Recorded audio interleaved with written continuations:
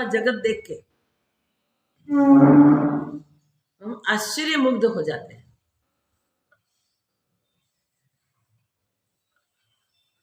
जो परिवर्तनशील है, ऐसे आश्चर्य को देख के भी हम मंत्रमुग्ध हो जाते हैं। अरे वाह, ऐसा ऐसा ऐसा। मगर जो सदैव है, जो अचल है, जो अपरिवर्तनशील है, जो सर्वत्र सूक्ष्माति सूक्ष्म में भी स्थित, महत से महत में भी स्थित, और जगत के सारे परिवर्तनों का देखने वाले, जिसमें वो हो रहे हैं, वो इसका आश्चर्य ऐसे रोज तो नहीं होता, पर वो जब हमारे अनुभव में आता है तब हम आश्चर्य मुग्ध हो जाते हैं। फिर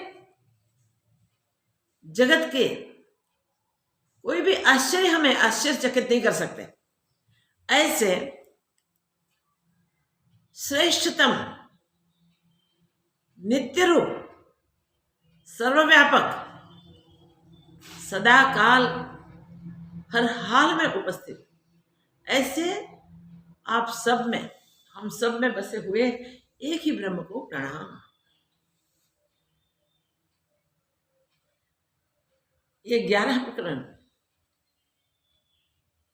सिर्फ 8 श्लोक वाला।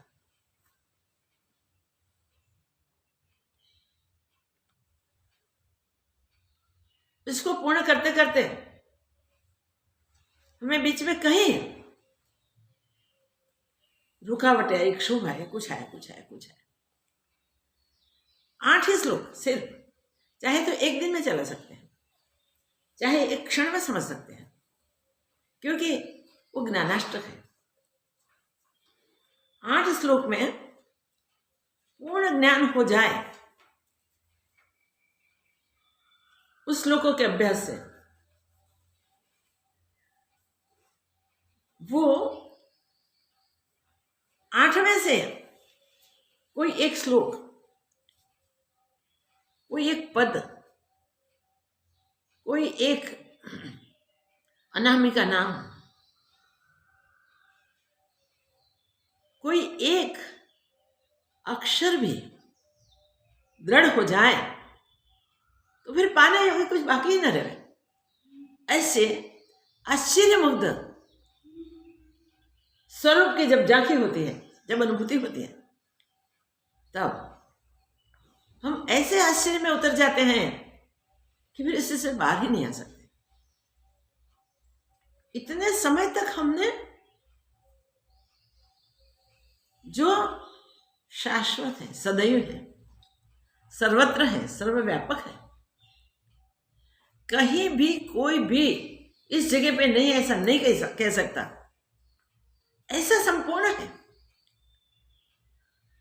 जड़ चेतन वही है, शुभ अशुभ उसके सिवा संभवित नहीं है।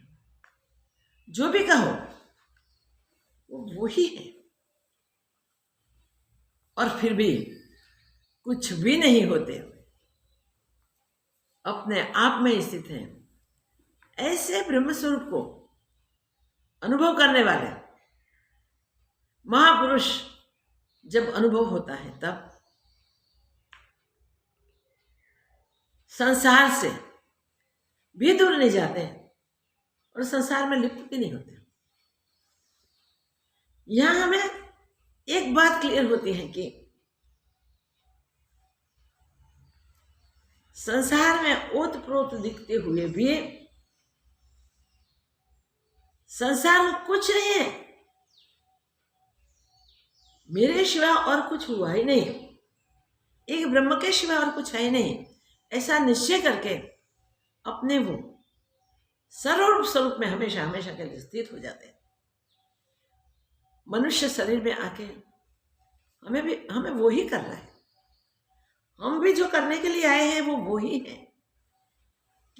बार अपने आप की पहचान हो जाए, एक बार अपने आप को हम समझ ले, जान ले, अपने आप में एक बार स्थित हो जाए, फिर क्या करना होगा वो क्वेश्चन नहीं रहता। इसलिए सिंपल अपनी ऐसी भाषा जिसको जानना है उसको जानने की कोशिश करें तो सब कुछ जान ले, और जो इसको ध्यान न दे और अवॉइड करे तो कुछ भी नहीं पा सकते। ऐसे स्वरूप को दिखाने वाले, बताने वाले, जताने वाले संत महात्मा कहते हैं कि सिर्फ समझना है, फिर जगने की जरूरत नहीं। जगना तब तक है जब तक समझ नहीं आई। जब समझ आती है तब फिर हमेशा हमेशा नित्य निद्रा में, नित्य विश्राम में, आराम में स्थित। फिर न कोई उद्वेग होता है, न कोई परिवर्तन आते हैं, न कोई दुख आता है, न कोई सुख आता है, न लाभ होता है, न हानि होती है। कहीं भी जय पराजय की भावना भी नहीं होती। जहां ऐसे अपने निजी स्वरूप में स्थित होना है, और उसको पाने के लिए कहते हैं कि सिर्फ कुछ नहीं करना है, अंतर में गोधा लगाओ और अपने आप में देखो। जब अपने आप में देखेंगे तब जो जैसा है वैसा ही वैसा दर्श जाएगा। सर्वस्वरूप पूर्ण ब्रह्म, परमात्मा स्वरूप, नित्य निजानंद रूप अपने आप में पहचान हो जाती है, तब कैसा आश्चर्य हो। अरे अब तक नहीं जाना, इतने साल जिंदगी की व्यतीत हो गई और एक क्षण भी हमसे दूर नहीं हुआ। पैदा हुए तब से अब तक हमारे साथ वो जुड़ा है, चाहे हमने नहीं जाना तब भी। ऐसे अपने परम पद को पाए बिना हम खाली रह गए, ऐसा आश्चर्य होगा। जगत के आश्चर्य में ऐसा होता है कि जब हम नहीं जानते वो कुछ देखने को मिल जाता है, हम खुश हो जाते, वाह, और आश्चर्य मुग्ध होके हम खुश होके मस्त हो जाते हैं कि हमने कुछ पा लिया आज। कुछ ही समय में वो पाया न पाया हो जाता है। दूसरा कुछ पाने की इंतजारी होती है, अगर तो अचानक दूसरा कुछ मिल जाता है तब फिर आश्चर्य मुक्त। ऐसे कितने आश्चर्य संसार में, हमने कितने देखे भाई, और क्या बात करें। हम सबने अपने अपने जीवन में ऐसे कई आश्चर्य देखे हैं, और आज तक आश्चर्य देखते ही रहते हैं और मुग्ध हो जाते हैं। गलती वहां होती है। सांसारिक आश्चर्य, जागतिक आश्चर्य जो टिकने वाले नहीं है, उसको देखते ही हम समझ लेते हैं, हाँ आज तो कुछ पा लिया, आज तो हम पहुंच गए, हमने जान लिया। बहुत सुंदर था, बहुत अद्भुत। ऐसे जो शब्द प्रयोग हम कर सकते हैं वो हम करने को लग जाते हैं, मगर वो कुछ दृढ़ हो गए उससे पहले तो बदल जाता है वो। तो जागतिक वैश्विक परिस्थिति हमेशा बदलने वाली है, वो याद रखो। इस श्लोक के, इस प्रकरण के प्रथम श्लोक में कह दिया कि ये जो जगत है, ये जो शरीर है, वो सब परिवर्तनशील है। अपरिवर्तनशील, अबदल एक तुम स्वयं ही हो। स्वयं हम अबदल आत्मा है, परमात्मा है, तो फिर बाकी क्या रहा? कुछ नहीं। तो लास्ट में वो कहेंगे कि सारा विश्व ही वो ही है जो तुम, आपके सिवा और कुछ है ही नहीं, कुछ बना ही नहीं। मीन्स परिवर्तन में, महान परिवर्तन जो प्रलय काल में होता है, जो आश्चर्य मुग्ध करने वाले दिखते हुए सब संसार को देखते देखते एक दिन सब आश्चर्य में ऐसा चला जाता है कि फिर देखने को नहीं मिलता। महाप्रलय का समय चले तब तक देखा नहीं जाता। ऐसा आश्चर्य में मुग्ध करने वाला ये जगत वास्तव में वास्तविक नहीं है। हमें वो देखना है, हमें वो समझना है कि वो वास्तविक नहीं है। तो पहले ही श्लोक में वहां से शुरुआत की इस अध्याय के कि परिवर्तन शरीर में आता है, परिवर्तन जगत में आता है, परिवर्तन परिस्थितियों में आता है। इस परिवर्तन है तो अपरिवर्तनशील हो। वहां से शुरू करके बाकी के 7 श्लोक यही स्वरूप की बात करते हैं। ज्ञानी ज्ञान प्राप्त कर लेता है, फिर उसकी स्थिति कैसी होती है, किस प्रकार की होती है। सब शास्त्रों में यही सत्य का वर्णन होता है, शब्दों या रजोआत की फर्क से, बाकी कोई फर्क नहीं होता इसमें। जो सत्य है वो सत्य है, जो नित्य है वो नित्य है। वो कैसे बदले? अबदल है। वो अबदल आत्मा मेरा निजी स्वरूप है और वो सर्व है, उसके सिवा अन्य कुछ है ही नहीं, हुआ ही नहीं। ऐसा सर्व ब्रह्म स्वरूप मेरा अपना है, तो हमसे भिन्न कौन? कोई भिन्न नहीं, सब अभिन्न। ऐसे अभिन्न आत्मस्वरूप की अनुभूति के बाद ज्ञानी पुरुष वो अपना अनुभव है उसको भी व्यक्त करते हैं। 12वें प्रकरण में वो व्यक्त करेंगे, मगर इस 11वें प्रकरण में अनायास ज्ञानी ज्ञान की प्रशंसा करने लग गए हैं। अष्टावक्र जी महाराज बोध देते हैं, इसमें जैसे लगता है ज्ञान की प्रशंसा कर रहे हैं। इस प्रकरण में याद रखें, एक ही बात, कोई दूसरी बात है नहीं। जो शब्दों से अतीत है उसकी बात करने के लिए कहीं कहीं बातें बदल के कहते हैं, मगर उसमें अबदल आत्मा की ही बात आती है, दूसरी बात आती नहीं। तो 8 श्लोक ज्ञानी की प्रशंसा करने लग गए हैं। अष्टावक्र जी महाराज ज्ञान की प्रतिष्ठा, ज्ञान की निष्ठा जिसकी हो गई उसकी प्रशंसा करने लग जाते हैं। अब क्या क्या प्रशंसा करें, क्या न करें, क्योंकि दूसरा तो कोई है ही नहीं। जो है उसकी प्रशंसा स्वाभाविक हो जाती है, और जिसने उसे पा लिया, अज्ञान से छूट गया, उसकी प्रशंसा करते हैं। इस 8वें श्लोक के लिए हम देखेंगे कि पुनरावर्तन जैसा भी फिर भी पुनरावर्तन जिसमें नहीं है, ऐसे 8वें श्लोक में स्पष्ट कर दिया है कि नाना आश्चर्यम इति विश्वम। तो नाना आश्चर्यम इदम विश्वम, ये विश्व विविध आश्चर्य युक्त है। न किश्चित इति निश्चय, कुछ भी नहीं है। विविध आश्चर्यों से भरा हुआ ये जगत कुछ हुआ ही नहीं, कुछ है ही नहीं, आगे भी उसका कोई स्थान नहीं। तो कितनी स्पष्ट बात बताई। जो जगत से हम आश्चर्य मुग्ध होते हैं, जो जगत से हम आकर्षित होते हैं, जिस जगत को हम सत्य मानते हैं, वो वास्तव में है ही नहीं। कह दिया न किश्चित इति निश्चय, निश्चय जिसका हो गया है ये है ही नहीं। निर्वासना स्मृति मात्र,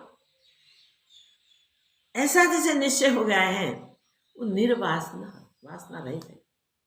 श्रुति मात्र, श्रुति मात्र में चैतन्य ही है, चैतन्य के सिवा और कुछ नहीं है।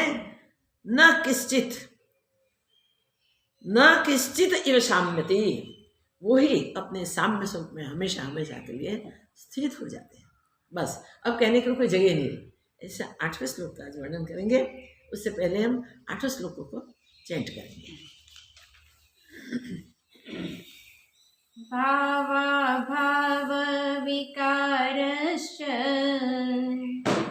स्वभावात् इति निश्चयी निर्विकारो गतक्लेशः सुखेनैवोपशाम्यति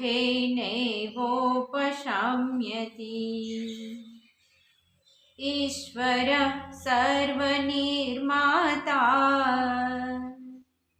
नेहान्य इति निश्चयी अन्तर्गलितसर्वाशः शान्तः क्वापि न सज्जते आपदः सम्पदः काले दैवादेवेति निश्चयी तृप्तः स्वस्थेन्द्रियो नित्यम् न वाञ्छति न शोचति सुखदुःखे जन्म मृत्यु दैवादेवेति निश्चयी साध्यादर्शी निरायासः कुर्वन्नपि न लिप्यते चिन्तया जायते दुःखम् नान्यथैहेति निश्चयी तया हीनः सुखी शान्तः सर्वत्र गलितस्पृहः नाहं देहो न मे देहो बोधोऽहम् इति निश्चयी कैवल्यम् इव सम्प्राप्तो न स्मर्त्य कृतं कृतम् आब्रह्मस्तम्भपर्यन्तम् अहम् एवेति निश्चयी निर्विकल्पः शुचिः शान्तः प्राप्ता प्राप्तविनिर्वृतः नानाश्चर्यम् इदं विश्वम् न किंचित् इति निश्चयी निर्वासनः स्फूर्तिमात्रो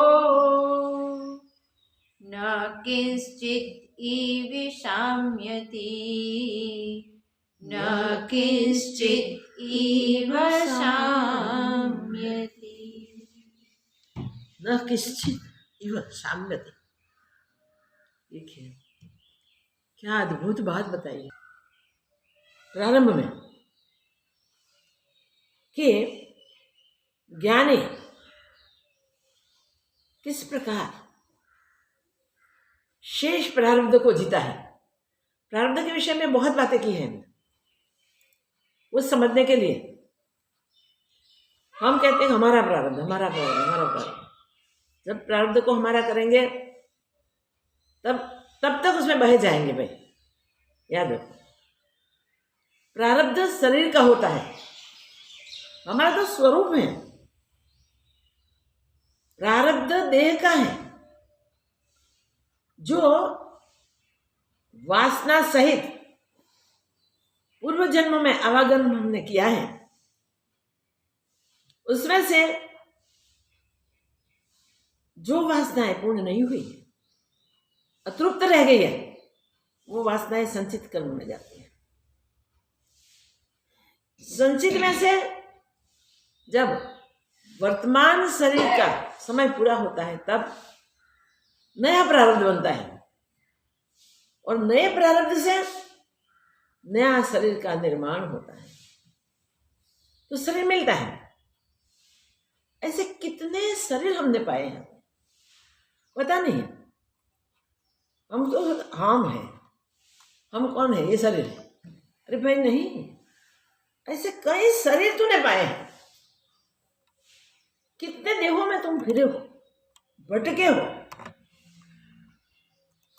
फिर भी उसे थके नहीं हो।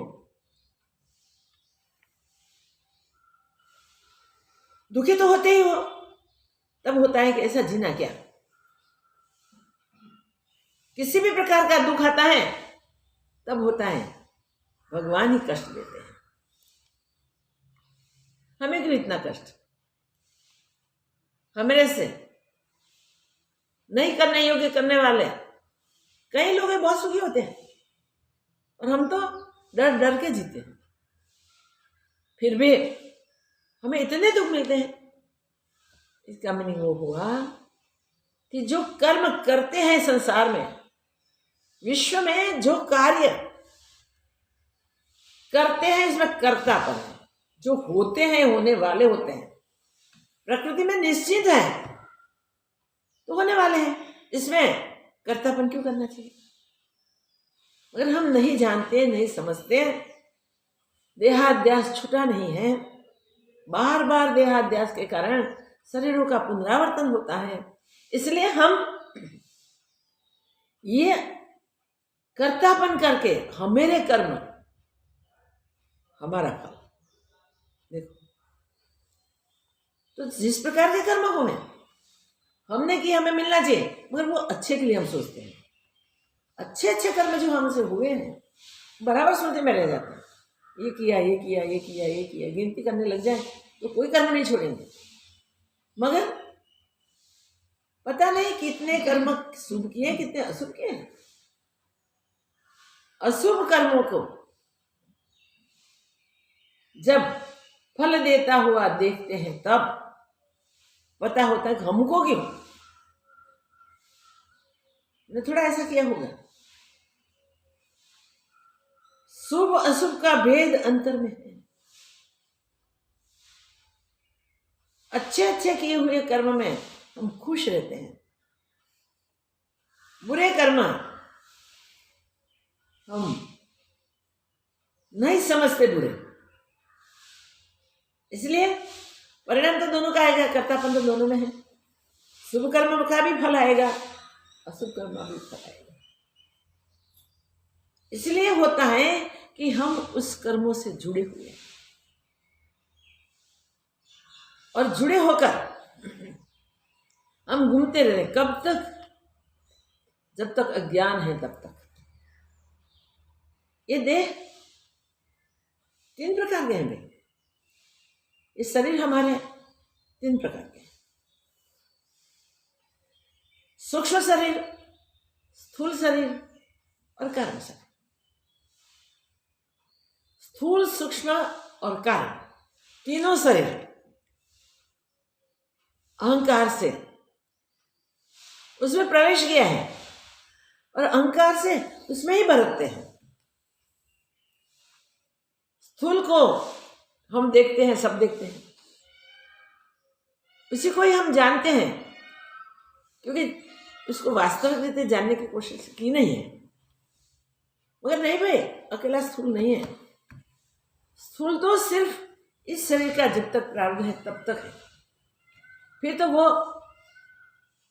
अगर जला दिया जाएगा या मिट्टी में दफना दिया जाएगा तो शरीर तो मिट जाएगा, शरीर नहीं रहेगा। मगर शरीर के साथ रहकर जो मैंपन किया है, जो कर्तापन किया है, जो भोक्तापन किया है, उसकी वासना नहीं मिटाई है। ये मेरा कर्म है, ये मेरी संपत्ति है, ये मेरी कीर्ति है। मैं धनवान हूं, मैं निर्धन हूं, ऐसा भी होता है।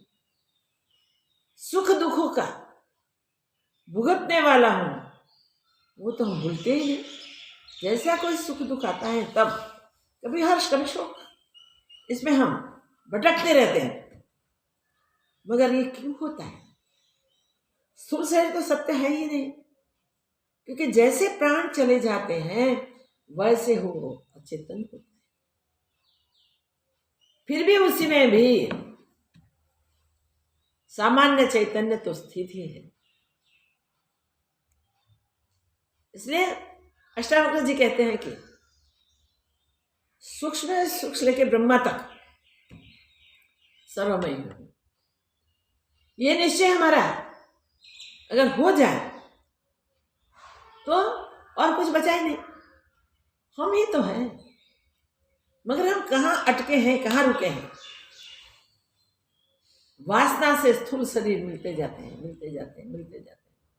जब तक वासना रहित नहीं होंगे तब तक भिन्न भिन्न शरीर अपने कर्मों के अनुसार परिपक्व होते हुए फल रूप मिल जाएंगे और उसमें जाना ही पड़ेगा। मनुष्य तन ही एक ऐसा है, इस तन का योग प्राप्त हुए हम समझ लें कि परमात्मा ने मनुष्य तन और सबसे इतना अधिक अच्छा ये क्यों दिया हमें? किसी को पशु बनाए, किसी को पक्षी बनाए, किसी को कीट पतंग बनाए, किसी को चींटिया कीड़ा बनाए, किसी को वनस्पति में योनि में डाल दिए, किसी को जलचर बनाए, किसी को भूचर बनाए, किसी को खगचर बनाए। भिन्न भिन्न प्रकार के कितने जीव, और ये सब मनुष्य योनि में से ही पसा हुए। याद रखें, मनुष्य होने के बाद भी ऐसा क्यों हुआ?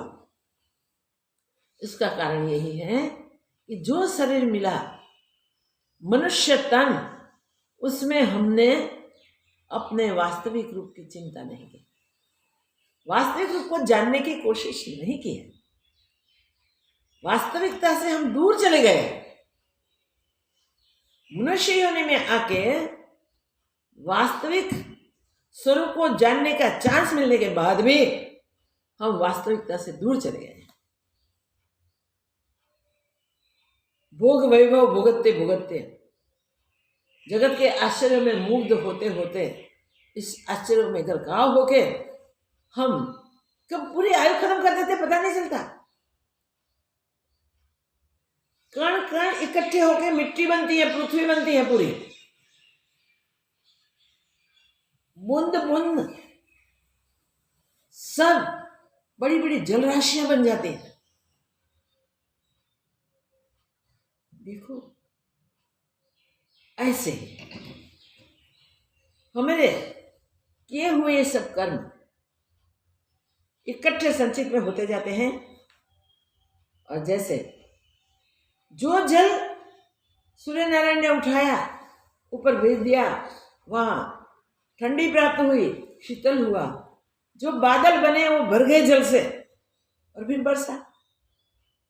जितना बरसा, जितना जल रूप हुआ, इतना ही आया जगत में। बाकी तो अन्य जगह घूमते हैं, फिरते हैं। सारे जीवों की ये स्थिति है, ये गति है। जो कर्म परिपक्व होता है, उस कर्म का जो फल मधुर हो जाता है। जीवात्मा ने माना हुआ मधुर, बाकी किया हुआ कर्म जब पकता है तब अवश्य फल बन के आता है और खाना होता ही है, भुगतना होता ही है। जो सावधान नहीं होता तो मनुष्य तन भी स्थूल है और अन्य शरीर भी स्थूल है, पंचभूता है, नाशवंत है। तो शरीर कोई शाश्वत नहीं होता है, मगर कोई चीज ऐसी नहीं है जो शाश्वत न हो। जिसने वो जान लिया कि जो भी है वो सब शाश्वत ही है और शाश्वत एक आत्मा ही है, तो मैं आत्मा हूं। अभ्यास करके उसकी दृढ़ता जिसने कर ली, उसने जान लिया।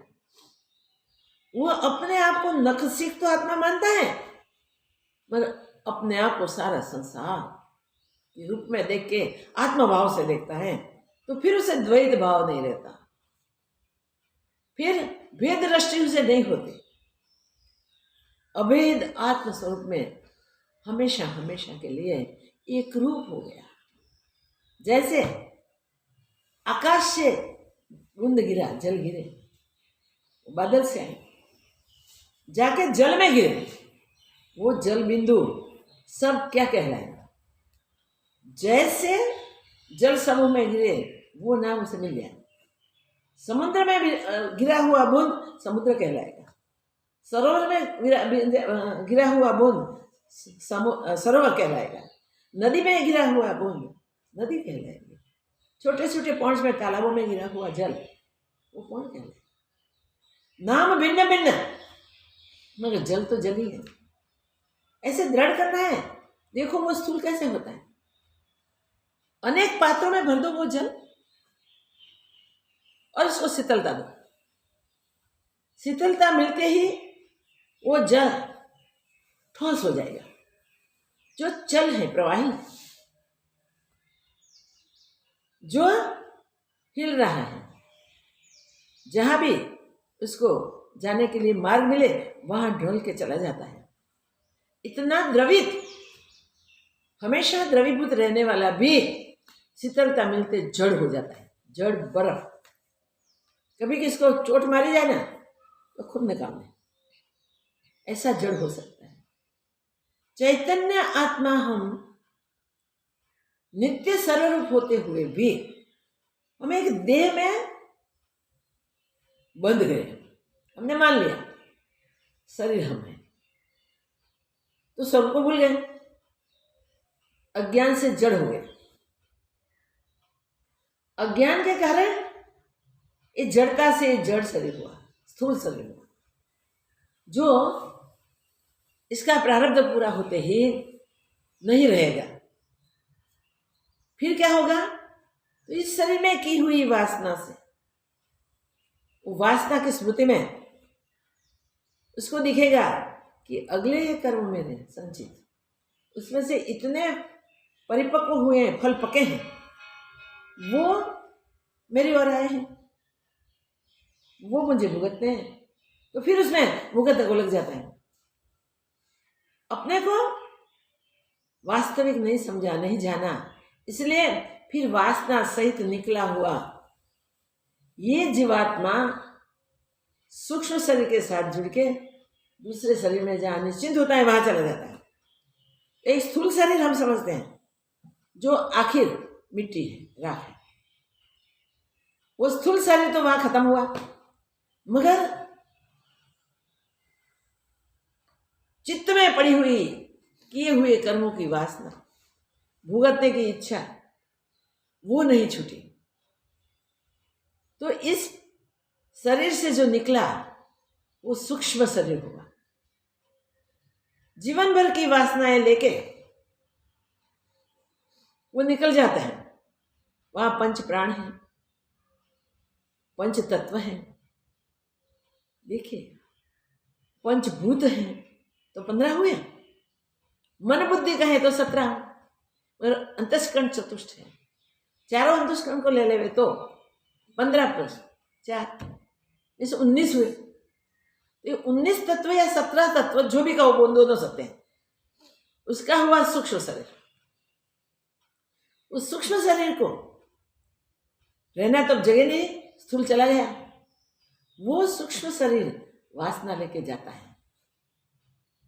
वो लंबी हिस्ट्री है, मगर शॉर्ट में हम कहना चाहेंगे कि वो सूक्ष्म शरीर में जो वासना होती है, वो विषय की वासना उसे उसके अनुसार के बने हुए प्रारब्ध में भुगतने के लिए शरीर प्राप्त करता है।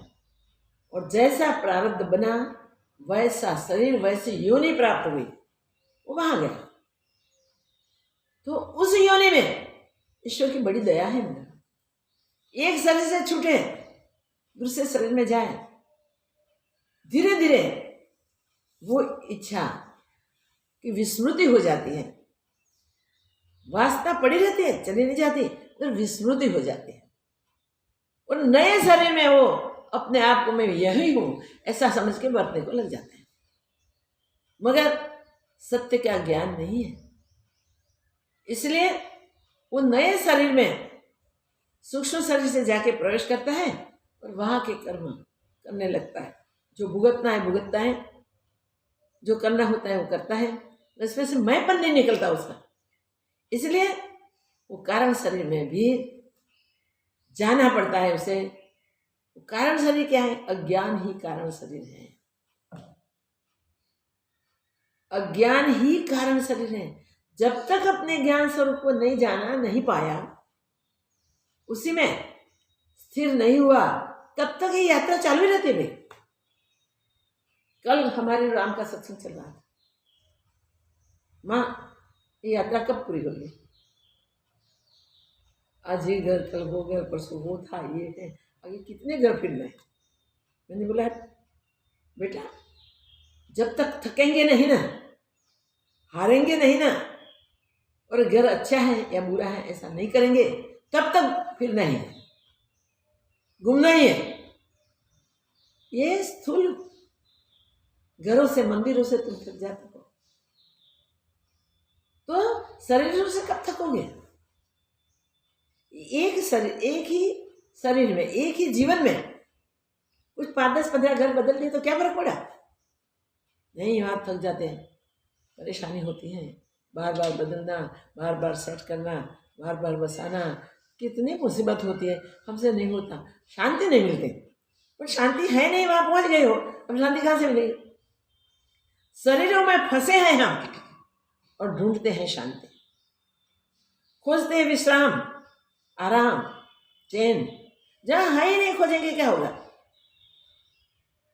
अंधेरे में कुछ गिर गया है आपका, देखा कि वहां तो लाइट है नहीं, कैसे मिलेगा? तो वो उजाला देखते हैं, चल मैं जाके वहां ढूंढू, वो चीज मेरी मिल जाए, क्या मिलेगी? हमको जो करना है मैंने किया है, उल्टा कर्म करते हैं तो प्राप्त होने वाला नहीं है।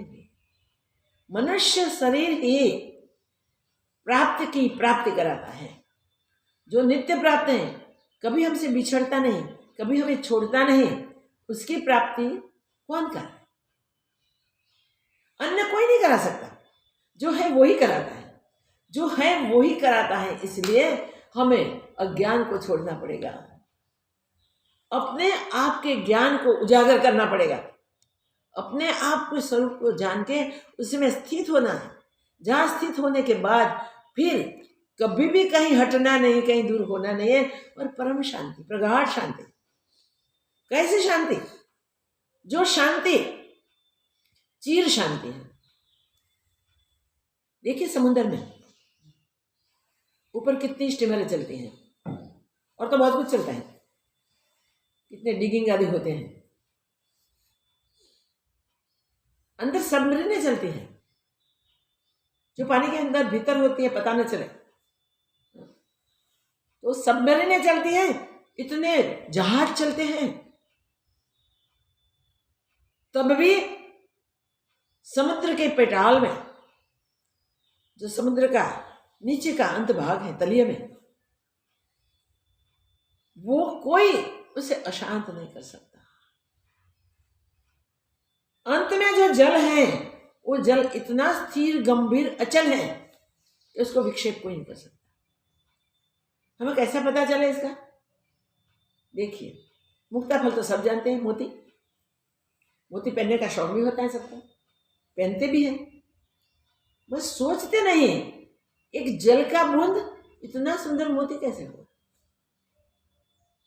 भाई वो जल बूंद वो ही मोती है, सुंदर, जो तुमको सुंदर लगता है, मगर उसको, उसकी सुंदरता को पहचानने के लिए कोशिश नहीं की है कि कैसे बन गया।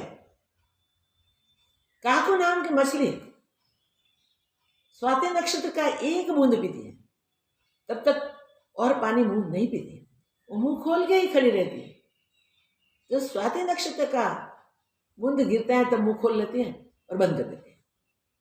एक बूंद पी के वो ही समुद्र के पेटाल में पहुंच जाती है, स्थिर हो जाती है, और उसके ये एक निष्ठा में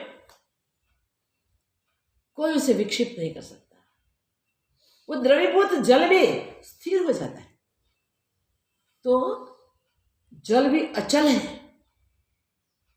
ऐसे हमें कई जन्मों से घूमते अभी मनुष्य जन्म में आए हैं, तब जान ले कि हम भी वही अचल आत्मा है। जो अचल स्वरूप को पहचान लेता है, जान लेता है, वो फिर विचलित नहीं होता। मोती एक बार पक गया और सुंदर अद्भुत मोती। ये जो मुक्ता फल पकता है वो बिल्कुल ब्रह्म जैसा है। कहीं से भी इसका कोई द्वार नहीं मिलेगा, खिड़की नहीं मिलेगी, कहीं से निकल नहीं पाओगे बाहर, क्योंकि आप वही हो, उसके सिवा नहीं हो, तो उनसे भिन्न कैसे हो सको। ऐसे अपने अभिन्न आत्म स्वरूप को जाने बिना हम जो शरीर में जा गिरे वासना सहित सूक्ष्म शरीर से गए और जो शरीर नया पाकर उसमें जीने लगे, उसको ही सत्य मानने को लग गए। तो सूक्ष्म शरीर से गया हुआ वो जीवात्मा कहाँ रहता है? कारण शरीर में। तो 3 शरीर याद रखना, स्थूल, सूक्ष्म और कारण। स्थूल हम देखते हैं, अंत समय में जब प्राण निकल जाते हैं तब प्राण पे आरूढ़ होकर जो जीवात्मा जाता है वो अपने वासना सहित, वो वासना को लेके ये 17 तत्व या 19 तत्व के साथ निकलता है। इससे जो अतृप्त वासनाएं जितनी भी हैं, इच्छाएं जितनी भी हैं, वो सब भुगतने के लिए उसे वहाँ चांस मिलता है। इसमें से जो क्रमशः पकती है उसी अनुसार क्रमशः शरीर बनते हैं। मगर शरीरों की श्रृंखला हम तोड़ सकते हैं। वे मनुष्य तन में आ गए हैं तो हम अब अभ्यास करें कि अज्ञान को मिटा दें, कारण शरीर को मिटा दें, और कारण मिट जाए तो सूक्ष्म और स्थूल दोनों भी मिट जाएंगे। तो कारण शरीर मीन्स अज्ञान। किसका अज्ञान? अपने ब्रह्म स्वरूप का अज्ञान, अपने आप का अज्ञान। वो अज्ञान मिटाने के लिए हमें ब्रह्म ज्ञान की आवश्यकता है, ब्रह्म अभ्यास की आवश्यकता है, ब्रह्म दृढ़ता की आवश्यकता है, ब्रह्म स्थिरता की आवश्यकता है। जो हमारा अपना रूप है उसमें हम स्थिर हो जाएंगे। स्थूल सूक्ष्म कारण तीनों को छोड़ के हम ज्ञान स्वरूप में महाकारण में स्थित हो जाए। ब्रह्म स्वरूप की प्राप्ति का साधन है महाकारण। महाकारण में जब हम मानते हैं तब ऐसी मौज होती है जो मौज हमसे कोई दूर नहीं कर सकता। अद्भुत आश्चर्यचकित, अद्भुत और आश्चर्यचकित जो अपना स्वरूप है वो स्वरूप पाने का चांस है भाई, चुके नहीं हम। इसमें क्या होता है? इसमें क्या होता है? कहते हैं कि जिसने वो पाया वो नाना आश्चर्य इदम विश्वम, भिन्न भिन्न आश्चर्य से भरा हुआ ये विश्व देखते हुए भी न किश्चित इति निश्चय, जानते हैं कि कुछ रहने वाला ही नहीं, दिखता है नहीं, रहने वाला ऐसी बात नहीं। जब तक अज्ञान है तब तक टिकता है, तब तक रहता है। ज्ञान होते ही वो नहीं रहेगा। कुछ है ही नहीं, कुछ हुआ ही नहीं, कुछ होने वाला भी नहीं, न था, न है, न होगा। तो इस प्रकार उसे जानने के लिए अभ्यास जब करते हैं तब वो विविध रूप कभी हुआ ही नहीं, भिन्ना भिन्न कुछ नहीं। तो प्रकृति के भेद है, हमें बार बार बताया ठाकुर जी ने, ये प्रकृति में है और जो परिवर्तन होते हैं वो सारे प्रकृति में ही होते हैं, और प्रकृति ही इस समस्त संसार की रचिता है। मगर यहाँ तो ये भी कहा ईश्वर ही सर्वनिर्माता, अगले श्लोक में बताया ईश्वर ही सर्वनिर्माता। तो सब बनाने वाला ईश्वर है। कैसे ईश्वर हुआ? ईश्वर के सिवा और तो कुछ है नहीं, तो जो कुछ है वो सब वो परमात्मा ही है। तो समझ लो कि जो भी कुछ बना हुआ है वो भी ईश्वर का रचित है। तो ईश्वर ने कहां से बनाया? उनके सिवा तो कोई था ही नहीं पहले, अकेले ईश्वर ही थे, अकेले परमात्मा ही थे।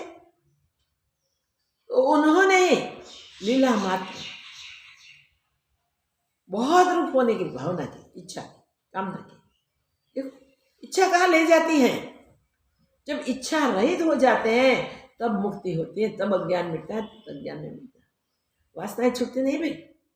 इच्छा रहित होते हैं तो कहते हैं कि ज्ञानी पुरुष अनासक्त होते हैं, किसी में आसक्त नहीं होते। आसक्त नहीं तो किसी की इच्छा नहीं होती, इच्छा भी किसी की चयन नहीं करते। इच्छा आशा रहित हो जाते हैं, अपने अचल स्वरूप में स्थित होते हैं। और लास्ट में कहा कि न किश्चित ईशान गति, उसको जो शांत स्वरूप की प्राप्ति होती है। ऐसी शांत स्वरूप की किसी को प्राप्त नहीं होती, क्योंकि वो निर्वासना है, वासना रहित है और स्फूर्ति मात्रो मीन्स चैतन्य रूप है। इसमें से स्फुरण होने बंद हो गए, जगतिक स्फुरण सारे बंद हुए, संसारिक स्फुरण सारे बंद हुए, और निर्वासनिक होने के कारण वो स्फुरण रहित है, तो चैतन्य ही है। चैतन्य के सिवा और कुछ नहीं है। चैतन्य आत्मस्वरूप को जिसने इस प्रकार जान लिया, वो कभी भी निश्चय से हटते नहीं है। और निश्चय उनका वो है कि ये विविध प्रकार के आश्चर्यों से भरा हुआ ये जगत, ये संसार, ये विश्व कुछ है नहीं। देखते हुए भी उसमें सत्य बुद्धि नहीं होती। स्वप्न हम देखते हैं, रात को स्वप्न आता है, या नींद को भी आ जाए, अगर सो जाए, मगर नींद में ही आता है। वो नींद में हुए आए स्वप्न में हम और क्या और बन जाते हैं, और उसी में हम एक्ट करने को लग जाते हैं। जब निद्रा भंग होता है, तब वो हमारे जो कार्य हैं उसमें विक्षेप आता है, बंद हो जाते हैं, स्वप्न टूट जाता है। तब हम समझते हैं, अरे ये तो स्वप्न था भाई, मैं तो वही वो हूँ। ये 3.5 हाथ के पलंग में पड़ा हुआ ये शरीर, सिर्फ 3.5 हाथ का, सबका अपना शरीर नाप लेना, अपने 3.5 हाथ का होगा। वो कितने बड़े पलंग में सुला दो तो भी इतनी जगह रुकेगा, इतनी जगह उसे चाहिए। इस शरीर के प्रारब्ध के पूरे करने के लिए जितने चाहिए इतने भुगतने के कर्म उसका प्रारब्ध बन के हमारे सामने आता है। हम उसको भुगतने में लग जाते हैं, कर्म करने को लग जाते हैं, और वासना सहित तो आए हैं। निर्वासनिक नहीं होंगे तो पाएंगे कैसे अपने आप को? इसलिए निर्वासनिक हो जाए, वासना रहित हो जाए, ऐसी कृपा करके भगवान मनुष्य शरीर देते हैं, मनुष्य योनि देते हैं, और संजोग भी देते हैं। ऐसा नहीं कि फेंक रही है फिर भी अनुकूलता नहीं होती, पता नहीं चलता, नहीं। कोई साधु संत की भेंट करा देते हैं, कोई ज्ञानी पुरुष मालनी पुरुष की मुलाकात करा देते हैं, किसी के साथ सत्संग हो जाता है और हम जग जाते हैं। कभी शास्त्र जो सिद्धांत सहित है, जो ईश्वर के रचित हैं, परमात्मा के सिवा और कुछ नहीं बनाए हैं, ऐसे शास्त्रों के अभ्यास से कभी काकताली दायवत ऐसा संजोग बन जाता है कि हम जग जाते हैं। और जग के हमें होता है कि भाई मरता कौन है, मरता कौन है? वो सिकंदर कहता था वो महात्मा को, हम जबरदस्ती ले जाएंगे अगर आप नहीं आएंगे। महात्मा ने कह दिया, तू ही पहुंचने वाला नहीं तेरे देश में, मुझे कैसे ले जाएगा? देखो, स्वरूप में जो स्थित है वो देहाभिमानी को इस प्रकार जगह भी देते हैं। कोई संत महापुरुष मिल जाए तो भाई तो तुझे पहचान, और वो कहते तुम कौन है, कौन है, कौन है, सारे उत्तर भी उसे पूछते हैं। और जितने भी उत्तर देता है वो सब नहीं भाई, वो तो तू नहीं है, वो तो तू नहीं, वो तो तू नहीं है, तो मैं कौन हूं? आप जानते हो तो कहो ना। देखो, महापुरुष के सानिध्य में जाके हम अपने उलझन सुलझा सकते हैं, प्रश्न करके, उत्तर करके, बलिभात से प्रश्न करके, आंसर प्राप्त करके हम सावधान हो जाएं तो मनुष्य तन में ही सावधान हो सकते हैं, और मनुष्य तन से ही अपने आप की खुद की पहचान कर सकते हैं। ये अवसर इस संजोग में प्राप्त हुआ है, क्यों गवा रहे हैं हम? यह स्पष्ट कर दिया है कि स्फूर्ति मात्र, निर्वासनिक और स्फूर्ति मात्र, वासना रहित। जो वासना रहित हो जाता है, जिसकी इच्छाएं सारी शांत हो गई है, सब छूट गया, दिमाग से निकल गया, एक ही बात याद रहोगे, जो है एग्जिस्टिंग, जो हमेशा रहती है, जो पहले भी थी, वही याद रहती है। सर्व एकात्म भाव, सब में ऐक्य, आत्मा भाव। आत्मा भाव मीन्स महाकारण शरीर, ज्ञान शरीर, तो स्वरूप की प्राप्ति, स्वरूप की अनुभूति। मैं यहाँ बता दिया कि ऐसे स्वरूप की प्राप्ति जिसको हो गई है, वो ऐसी शांति को प्राप्त होता है न किश्चित इव शाम्यते, ऐसी शांति और किसी को नहीं मिलती जितनी शांति उसको मिली। जैसा विश्राम उन्हें मिला ऐसा और किसी को नहीं मिला। ऐसे महापुरुष का संग अगर हमें विश्राम नहीं मिला है तो कब मिले, कैसे मिले, इतनी आतुरता से हम देखें और उसको प्राप्त करने के लिए उद्यम करें। भाई हम शरीर नहीं है, आज तक तो शरीर मानते थे, ये वासना का पुतला है भाई, तो निर्वासनिक होना पड़ेगा। अब तक जो हमारे भुगतने की बाकी है वो अगर भुगतने पड़े तो जन्म तक पार करना, वो पार ही ना हो जन्म तक, कहीं जन्म हो जाए तो भी छूटे नहीं। प्रलयों के प्रलय भी आ जाए तो भी वो वासना फिर उठ खड़ी होती है, फिर वही शरीर में घूमना फिरना होता है, फिर दुखी सुखी होना है। नहीं, मनुष्य तन से हमें वासना को मिटा सकते हैं, वासना रहित हो सकते हैं। अपने स्वरूप का चिंतन करके, अभ्यास करके, व्यवहार के समय दृढ़ करके हम निधिध्यासन के द्वारा पहुंच जाते हैं और पा लेते हैं।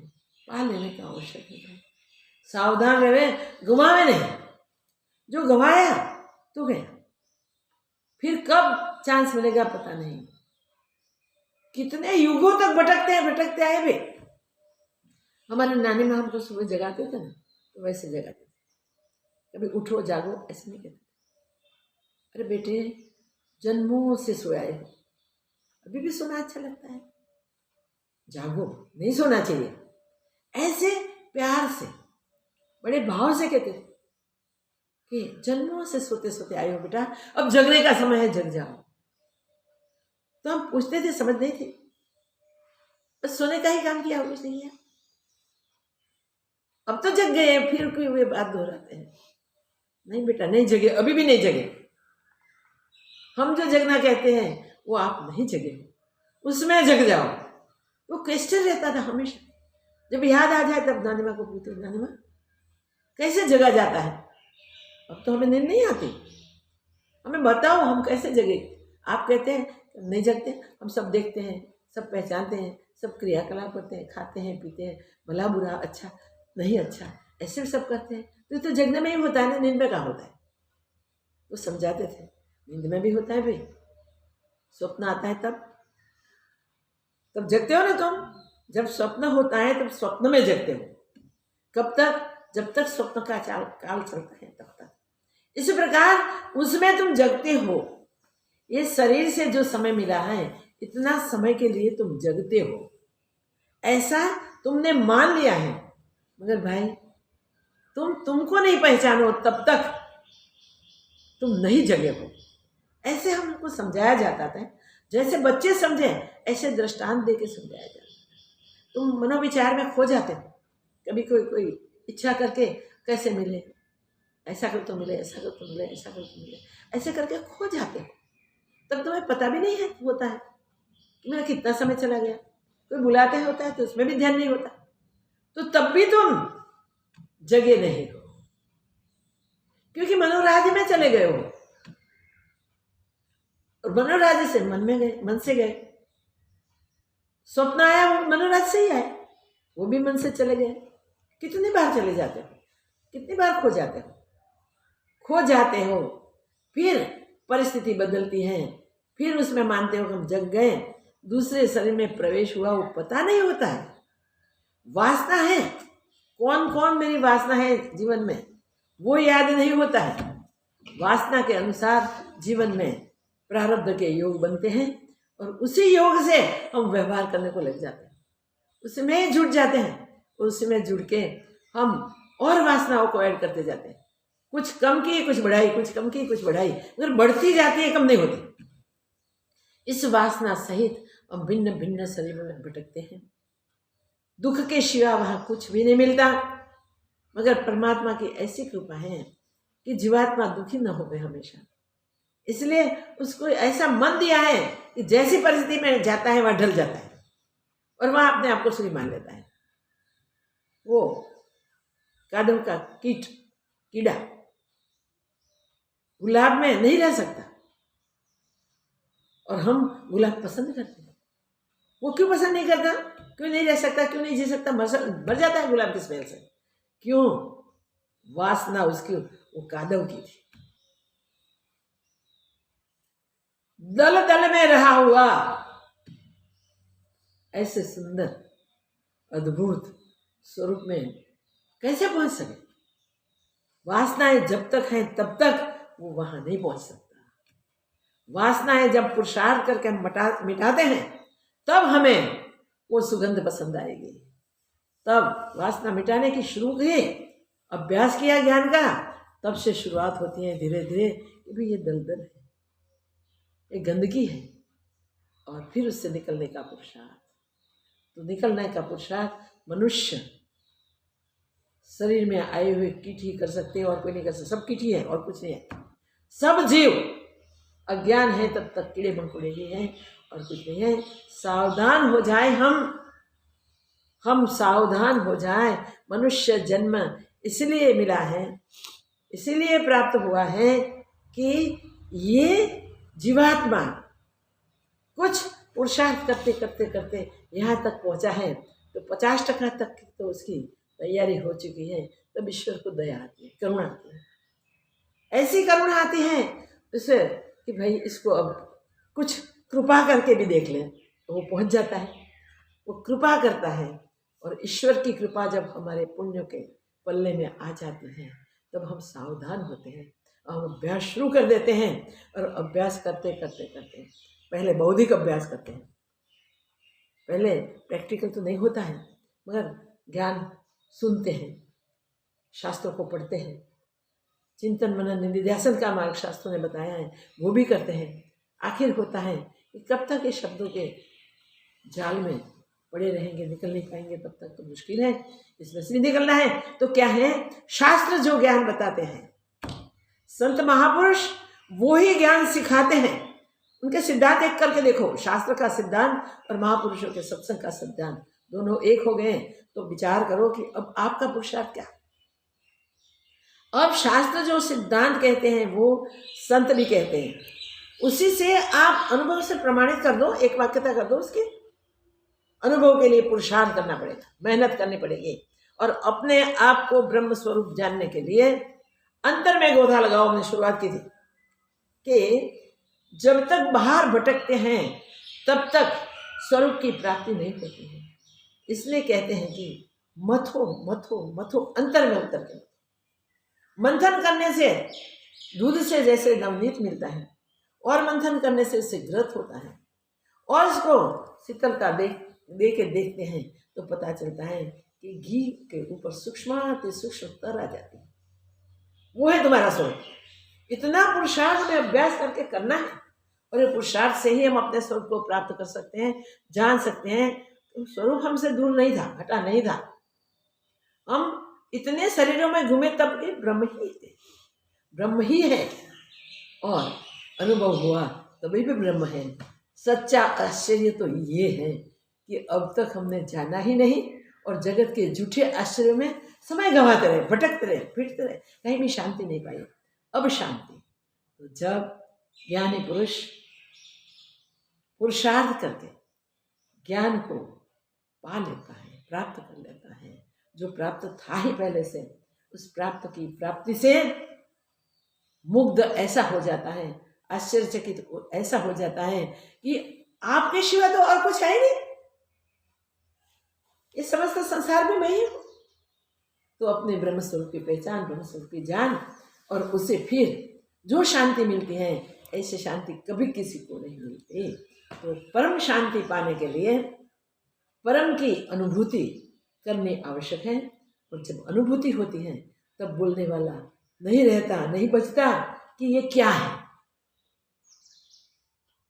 गूंगा गुड़ खावे, कैसा पूछे हम तो क्या करें? इसके पास शब्द शक्ति तो है नहीं, बोल तो नहीं पाएगा, तो कूदेगा, नाचेगा, खुश प्रसन्नता व्यक्त करने के लिए उसके पास जो भी एक्शन होगी सारी एक्शन करेगा। हम समझ जाएंगे, बोल नहीं पाता, अगर समझा सकता है तो समझ आ सकता है। ऐसे ही हम जब अज्ञान को मिटा के कारण शरीर से छूट के महाकारण में महलते हैं, तब हमेशा हमेशा के लिए मालना ही रहता है। परम आनंद में स्थित हो जाना है। तो महलो भाई, मालने का अवसर हमें मिला है। हमें कभी भी इधर उधर होने का चांस ही नहीं है। परिस्थिति सब बदलने वाली है, हम अबदल आत्मा हैं। वो गीत गाते जाओ, स्वरूप हम के गीत गाते गाते अचल आत्मस्वरूप में, सर्वस्वरूप में स्थित हो जाए। इति पूर्ण ब्रह्म की अनुभूति यहाँ 11वें श्लोक में बता दी, 11वें प्रकरण में बता दिया 8 श्लोक में। अब 12वें श्लोक में जनक महाराज ने कैसी अनुभूति की, खुद इस बोध पाके, सुन के खुद ने कैसे पाया, वो वर्णन करेंगे। बड़ा आनंद आएगा। ओम पूर्णमदः पूर्णमिदं पूर्णात् पूर्णमुदच्यते पूर्णस्य पूर्णमादाय पूर्णमेवावशिष्यते। ॐ शान्ति शान्ति शान्तिः। श्री सद्गुरुदेव की जय। बस एक निश्चय रखना, भगवान जैसे रखे वैसे रहना, आनंद में रहना, बस जैसे रखे मगन में रहना, मगन।